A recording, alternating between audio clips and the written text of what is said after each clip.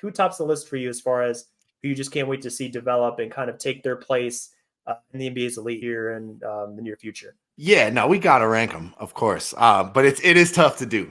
And look, though, I would have to have OKC at the top. Big part of that is just what they've already accomplished, right? Like I think they won 40 games last year. They far exceeded expectations. A lot of people had them projected like in the low 20s for wins. So they had a really nice season. They ended up losing in the play-in, but they were right there on the cusp of the playoffs. And they've got Shea. So, like, if we're, like this is an MVP level player. This is an all NBA first team guy. This is a guy that I like as kind of like a long shot MVP candidate next season. I want to say the betting odds have him like 8th or 9th. I'd probably have him in my top 5 just because, like, I think if OKC could win like 48, 50 games, we think about the numbers he puts up and how impactful he is. He's right there. So I think just having Shea and then just their kind of level of success last season, I have to put them first. And I just like how their pieces fit. I mean, Giddey, they just have all these, like, between Shea, Giddey, and J-Dub, Jalen Williams, like, they've just got these 3 kind of like big creator guard kind of guys. Like, they're almost like positionless in that sense.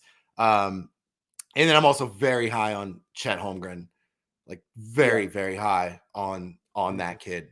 I think he's going to be a monster rim protector from the jump in the NBA. So, yeah, when you factor in that trio, not to mention Lou Dort, who I think is a lot younger than most people realize. I think he's only like 23.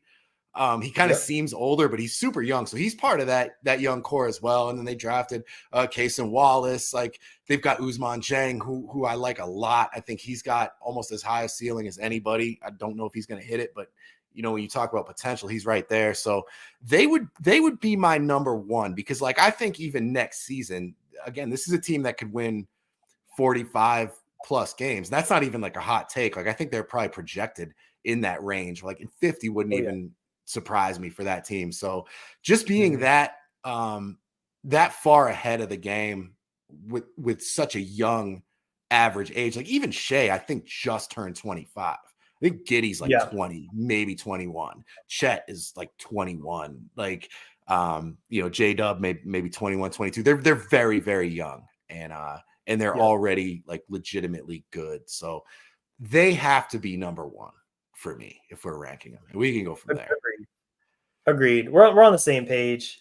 I've been a Shea supporter for probably since his Clipper days. And he was putting on a show there in that first round series against the Warriors. 2018, I think, where they played in that first round, Clippers, Warriors. 19. Yeah. Yeah. Yep. Okay. Yeah. Yeah. Ever since then, and I saw what he did on that stage against that team, I was like, yeah, there's something brewing there. And then he had like a 20. I think he had a 25-point game, something like that. Yeah. I remember that too. Yeah, he was outstanding. Yeah. He was, and you can see they traded him. They traded him, and I tweeted this the other day. I was like, they did not want to trade this guy.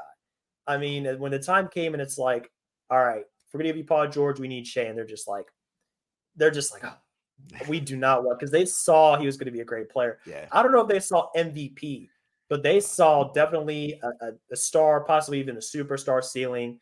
So that's all on display right now. We see it in the World Cup. We see him taking ankles. We see him just putting on an all-around show. And then, you go down the roster. I think the main reason, and I think that we're kind of on the same page here, the main reason they're number 1 is because they have a history of success already. They're building that resume. And then on top of that, everything kind of fits into place.